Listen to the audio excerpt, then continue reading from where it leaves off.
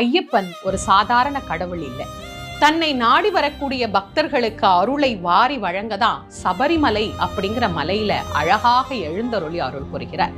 யார் ஒருத்தர் உண்மையான அன்போடு நிஜமான பக்தியோடு வைராகியமா விரதம் இருந்து ஐயனை காணுவதற்காக அந்த 18 படிகளை கடந்து போய் அவர் அப்படியே பார்க்கும்போது நமக்குள்ள ஏற்படும் இல்லையா ஒரு ஆனந்தம், அந்த பேர் ஆனந்தத்தை சொல்றதுக்கு வார்த்தைகளே கிடையாது.